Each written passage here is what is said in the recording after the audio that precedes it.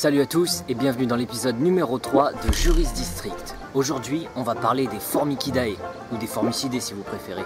Bref, des fourmis quoi. Vous vous demandez sûrement comment il est possible d'étudier le droit myrmicéen, c'est-à-dire le droit qui serait applicable chez les fourmis. En fait, ce qu'on va faire, c'est mettre en évidence certains éléments de leur organisation sociale, puis les analyser à la lumière de notre droit français. Et vous allez vous apercevoir que les fourmis sont en fait concernées par de nombreuses branches du droit. On va en aborder 3. Tout d'abord, on va faire appel au droit constitutionnel pour préciser le système politique des fourmis. Ensuite, on utilisera le droit civil pour mettre en évidence le fait qu'elles aussi peuvent être amenées à conclure des contrats. Et enfin, on abordera le droit pénal et vous verrez que les fourmis sont des délinquantes, voire même des criminels en puissance. Commençons donc par le droit constitutionnel et le système politique des fourmis. Comme vous le savez sûrement, plus de 99% des espèces de fourmis dépendent d'une reine. Elle seule peut donner la vie, et par conséquent, lorsqu'elle décède, toute la colonie est condamnée. La reine est également la seule personne à détenir le pouvoir, puisque c'est elle qui ordonne aux autres fourmis, aux ouvrières comme on dit, d'effectuer telle ou telle tâche. Donc dans la mesure où il existe des reines détenant un pouvoir absolu, on peut dans un sens affirmer que le système politique des fourmis est la monarchie. En effet, la monarchie, et là je parle du monde des humains, est le système politique dans lequel le pouvoir est détenu par une seule personne. Donc chez les fourmis, cette personne, cette fourmi, est la reine si vous avez bien suivi. Maintenant, il existe différentes formes de monarchie. La monarchie héréditaire qui s'oppose dans sa définition du monarque à la monarchie élective. Dans une monarchie élective, le roi est élu, alors que dans une monarchie héréditaire, le titre se transmet en principe de père en fils. Chez les fourmis, doit-on donc parler d'une monarchie héréditaire ou élective? Eh bien, à mon sens, un peu des deux. Héréditaire, puisque la reine en devenir est forcément la fille d'une reine, puisque seule la reine peut donner naissance. Mais élective aussi, dans le sens où la future reine est naturellement désignée, naturellement élue, en quelque sorte, en raison de la taille de son abdomen qui est bien plus grand que celui des autres fourmis et qui lui permettra de porter un nombre considérable d'œufs. Venons-en maintenant au droit civil et aux contrats qui sont conclus par les fourmis. En fait, ce n'est pas avec d'autres fourmis que ces contrats sont conclus, ni même avec d'autres espèces animales, mais avec des espèces végétales. Comme par exemple la Nepenthes bicalcarata qui est une plante carnivore. Ces plantes sont dites myrmésotrophiques, c'est-à-dire que certains de leurs éléments ou de leurs sécrétions dépendent des fourmis. Au passage, tout à l'heure, je parlais d'un droit myrmicéen. Vous voyez que ces deux mots ont la même racine, et cela s'explique par le fait qu'en grec ancien, myrmex signifie fourmi. Pour en revenir au contrat, qu'on pourrait qualifier de contrat de symbiose en quelque sorte, en quoi consiste-t-il? Eh bien, d'un côté, la plante laisse vivre les fourmis dans ses cavités naturelles, comme sa tige, ses fleurs ou même ses épines, et les fourmis se nourrissent alors de sécrétions sucrées ou de déchets laissés par les autres insectes. D'un autre côté, les fourmis ont pour rôle de défendre la plante contre les potentiels prédateurs, qui peuvent être des insectes, mais même des mammifères ou d'autres plantes. En réalité, les fourmis sont indispensables à la plante puisqu'elles font partie intégrante de son système digestif. Autrement dit, sans elles, la plante ne pourrait digérer correctement. Donc vous voyez bien qu'il s'agit d'un contrat, puisque chaque partie, chaque co-contractant, comme on dit en droit, est tenu à une obligation, autrement dit à une mission à accomplir. Dans le droit français, il est possible d'engager la responsabilité contractuelle d'une personne qui ne respecterait pas ses engagements sur le fondement des articles 1134 et 1147 du Code civil.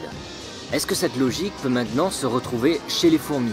Eh bien dans un certain sens, oui, puisqu'il a été observé que chez certaines espèces, si les fourmis ne remplissent pas leur part du contrat, la plante peut les sanctionner. Par exemple, certaines fourmis, dites Allomerus decimarticulatus, vivent dans les poches foliaires d'une plante tropicale nommée Lyrtella physophora. Ces fourmis ont l'habitude de détruire volontairement une partie des fleurs de la plante, et cela conduit cette dernière à augmenter sa production de feuilles et donc de poches foliaires, et donc cela augmente la surface habitable des fourmis. Mais si elles abusent trop, la plante peut se venger en produisant des poches trop étroites pour permettre aux fourmis de les utiliser comme nid. Les fourmis sont donc sanctionnées. Dernier point, la durée du contrat. Bien plus qu'un CDI, lorsque la plante meurt, les fourmis sont également condamnées puisqu'elles n'ont pas appris à s'adapter à un autre environnement. C'est donc un contrat à vie qui est conclu. Passons maintenant au droit pénal et au côté obscur des fourmis. Chez certaines espèces de fourmis, comme les Solenopsis daguerreae, des reines en devenir déjà fécondées s'infiltrent incognito dans les colonies voisines de la même espèce grâce à un mélange de phéromones. La reine infiltrée et incognito tue alors lentement la reine d'origine en lui volant sa nourriture, et elle finit totalement par prendre sa place alors que les ouvrières de la colonie continuent de n'y voir que du feu. Alors que risquerait la reine si elle était soumise au droit pénal français? Eh bien tout d'abord, elle commet une usurpation d'identité qui est un délit au sens de l'article 226-4-1 du code pénal. Et ce délit est puni de 1 an d'emprisonnement et de 15 000 € d'amende. Ensuite, c'est l'article 311-1 du code pénal qu'il convient d'appliquer au vol d'aliments.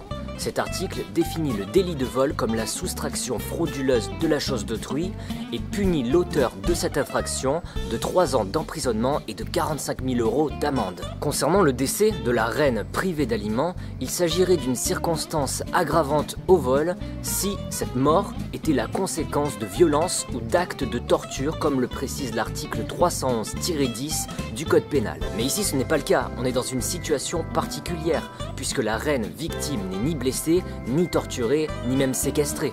Et dans la mesure où il peut arriver que 2 reines coopèrent, même si ce n'est pas à durée indéterminée, il semble alors difficile d'invoquer l'infraction de délaissement de personnes en péril de l'article 223-4 du code pénal. Ce délaissement de personnes en péril pourrait par exemple consister en le fait de ne pas nourrir une personne dont l'état de santé est déjà inquiétant. Deuxième exemple, et pas des moindres, prouvant la cruauté des fourmis, l'esclavage. En France, l'esclavage est notamment condamné par l'article 212-1 du Code pénal et l'article 4 de la Déclaration des droits de l'homme et du citoyen de 1789. Au niveau de l'Union européenne, il est aussi condamné par l'article 4 de la Convention européenne de sauvegarde des droits de l'homme et des libertés fondamentales. Mais chez les fourmis, c'est pas la même, puisque l'esclavage est pratiqué chez près d'une 50aine d'espèces. Mais une distinction doit être faite entre l'esclavage qui fut pratiqué par les humains et celui qui est pratiqué par les fourmis. Chez les humains, on retrouve différents types d'esclavage, notamment l'esclavage agricole, domestique, sexuel ou encore celui des gladiateurs. Mais dans tous les cas, l'esclavage reste soit un confort, soit une activité lucrative, que ce soit pour les marchands d'esclaves ou pour les maîtres. Mais à l'inverse, chez les fourmis, il s'agit d'une question de survie, puisqu'une 50aine d'espèces est incapable de s'occuper de sa progéniture. Les fourmis esclavagistes capturent alors les ouvrières d'une autre espèce et les obligent à s'occuper de leurs nymphes. Mais il peut arriver que les esclaves se rebellent. Chez les humains, on peut notamment citer les guerres serviles qui eurent lieu durant l'Antiquité romaine. La plus connue de toutes est la 3e et dernière guerre servile qui, du côté des esclaves, fut menée par Spartacus. Chez les fourmis, il peut également y avoir des révoltes, mais les révoltes ne se retournent pas directement contre les fourmis esclavagistes, c'est-à-dire contre les maîtres, mais contre les nymphes dont les fourmis s'occupent. En effet, les nymphes sont exterminées en masse par les fourmis esclaves qui les sortent de la pouponnière afin de les abandonner à leur sort ou qui les mettent en morceaux. En dehors de tout contexte esclavagiste, les mettre en morceaux correspond à un crime au sens du droit pénal français et plus précisément à un meurtre, voire même à un assassinat s'il y a eu préméditation. Les abandonner à leur sort est un délaissement et si ce délaissement a provoqué la mort, il convient alors de faire appel à l'article 223-4 alinéa 2 du Code pénal qui punit ce comportement de 20 ans d'emprisonnement. Évidemment, il est difficile d'appliquer ceci aux fourmis puisque la nymphe est un stade de développement antérieur à la naissance. De plus, il est impossible pour un humain d'abandonner un fœtus. Seule une IVG peut être pratiquée puisque le fœtus se développe à l'intérieur du corps de la femme, alors que chez les fourmis, ce développement a lieu à l'extérieur du corps de la reine. Voyons maintenant le dernier point relatif au droit pénal avec les fourmis Dracula. Avant tout, sachez que le développement des fourmis se fait dans cet ordre. œufs, larves, nymphes sous cocon, nymphes nues, puis fourmis. La révolte des fourmis esclaves se retournait contre les nymphes, mais dans le cadre des fourmis Dracula, ce sont les larves qui sont concernées. Ce sont en fait certaines larves de fourmis du genre Adetomima qui se voient aspirer une partie de leur sang par les fourmis adultes. Les larves ne sont donc pas exterminées, on ne pourra pas parler de meurtre ou d'assassinat, mais elles sont dans un sens blessées puisque si une partie de leur sang est aspirée contre leur gré, c'est qu'il y a eu une atteinte à leur intégrité physique. En droit pénal, on distingue ensuite différents types de blessures. dans un premier temps, les coups et blessures involontaires qui s'opposent aux coups et blessures volontaires. Dans le cas des fourmis Dracula, il s'agit clairement de blessures volontaires. Ensuite, la peine prononcée à l'encontre de l'auteur de l'infraction varie en fonction des conséquences des coups et blessures. Voici un tableau récapitulatif. Brièvement, les blessures peuvent donc entraîner la mort, la mutilation ou l'infirmité permanente, des incapacités totales de travail ou n'avoir que peu d'incidence. Pour terminer cette vidéo, on va donc se demander qu'est-ce qui est applicable aux fourmis Dracula. Eh bien dans la mesure où ces pratiques sont chez ces espèces une coutume qui permet de distribuer les nutriments à travers toute la colonie et que cela n'entrave pas le développement de la larve, il s'agira, au sens du droit pénal français, de blessures sans réelle incidence. Si tu as apprécié cette vidéo, n'hésite pas à la partager et à t'abonner. En attendant l'épisode numéro 4 de Juris District, tu peux regarder celui de la semaine dernière sur le droit et les dinosaures.